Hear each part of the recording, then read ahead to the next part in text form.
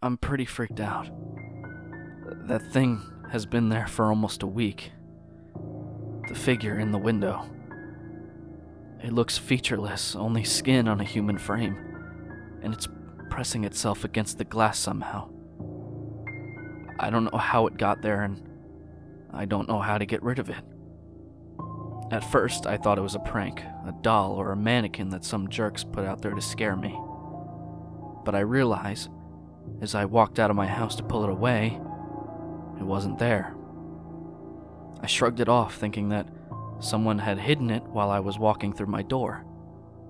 But I went back in and looked out that same window, and it was looking in, staring at me. I walked around my house yelling for whoever it was to come out, but no one was there. The thing is hairless and naked, and it didn't look like it actually had eyes or even a face at all. But its head is turned towards me whenever I enter the room. When I sit on my computer, I can feel its faceless hatred boring into my neck. But when I turn around, it innocently turned into a different direction. Finally, on Thursday, I tried to open the window, but it's stuck. I think that thing's hands are keeping it down. But I got a good look at its face. Its eyes and mouth are behind the skin, pushing outward. It stared at me, smiling. I pulled back a fist and smashed it onto the glass, determined once and for all to get rid of that glaring monster. I know I'm strong enough, so the glass should have cracked. But it didn't. It shuddered under my hand, but it didn't break, and that smile just got wider and wider and wider, until I thought its head was going to break in half. It raised its own hand and bashed the window with its palm. It was mocking me, but I saw the faintest crack begin to appear where it had hit, and I backed away. No way did I want that smile in the same room as me. So I got a roll of duct tape, and I started covering the window. I couldn't look directly at it. I nearly shit my pants just knowing it was watching me. But I couldn't help it. I took a quick glance at that skin-covered face. Just a small peek. It was angry. That menacing grin was now a gaping frown full of teeth. The skin had ripped away from its mouth, and I could see down its cavernous throat. A menacing rumble started to fill the house, and that hairline crack began to spread like splintering ice. I pulled down the duct tape, and the rumble stopped. The split skin healed over and began to smile again. Now it's night, and the noise hasn't started again. There are no sounds, no rumble, no cracking glass. Everything's quiet now. But I can feel its claws gripping the back of my chair, and I can hear its skin stretching as it smiles. It's watching me type.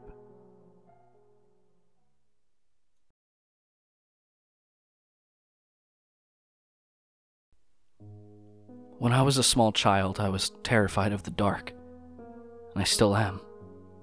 But back when I was around 6 years old, I couldn't go a full night without crying out for one of my parents to search beneath my bed or in my closet for whatever monster I thought was waiting to eat me. Even with a nightlight, I would still see dark shapes moving around the corners of the room, or strange faces looking in on me from my bedroom window. My parents would do their best to console me, telling me that it was just a bad dream or a trick of the light. But in my young mind, I was positive that the second I fell asleep, the bad things would get me. Most of the time, I would just hide under the blankets until I became tired enough to stop worrying. But every now and then, I would become so panicked that I would run screaming into my parents' room, waking up my brother and sister in the process. After an ordeal like that, there would be no way anyone would be getting a full night's rest. Eventually, after one particularly traumatizing night, my parents had had enough. Unfortunately for them, they understood the futility in arguing with a 6-year-old and knew that they would be unable to convince me to rid myself of childish fears through reason and logic. They had to be clever. It was my mother's idea to stitch together my little bedtime friend.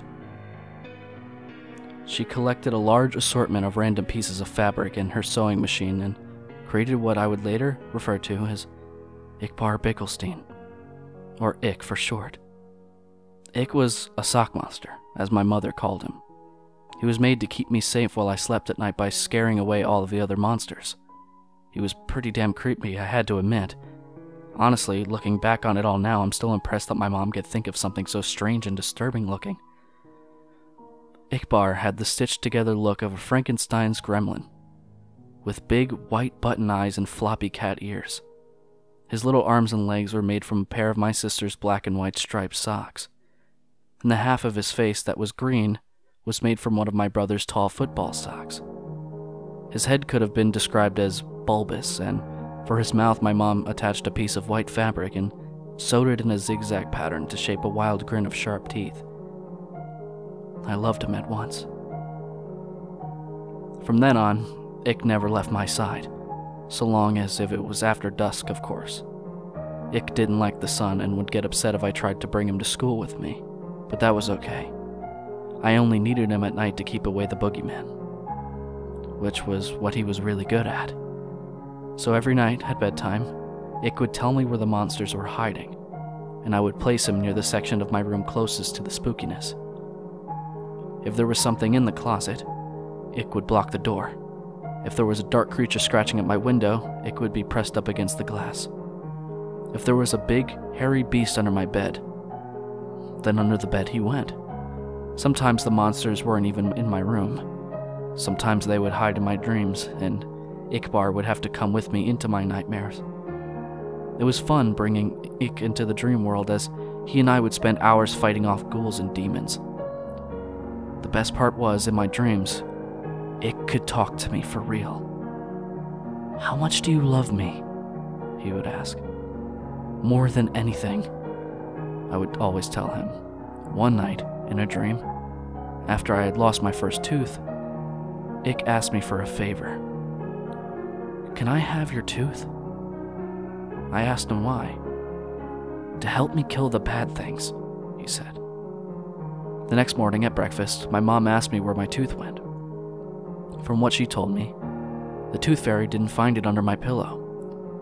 When I told her that I gave it to Ickbar, she just shrugged and went back to feeding my little sister.